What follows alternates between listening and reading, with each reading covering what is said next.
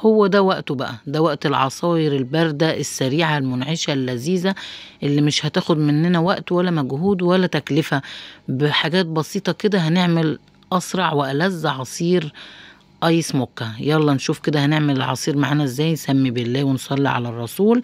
وهجيب معايا شفشق الخلاط او اي دورق عندي، وهنزل فيه بمعلقه من الكاكاو، معلقه من لبن البودره، معلقه من الكريم شانتيه، وسكر طبعا حسب الرغبه.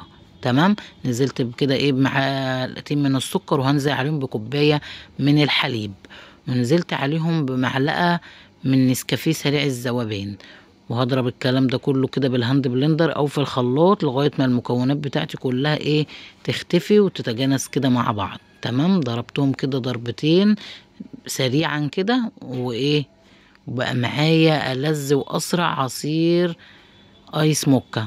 تحفه وخطير وطعمه لذيذ جدا. وبقى لو عندك قطعتين بقى تلج هيخليهولك كمان في حته تانية. والرغوه بتاعته غنيه وتحفه. دوقيه وهيعجبك جدا. اتمنى تجربوا الوصفة، وانتظروني في فيديو جديد في حفظ الرحمن، والسلام عليكم ورحمة الله.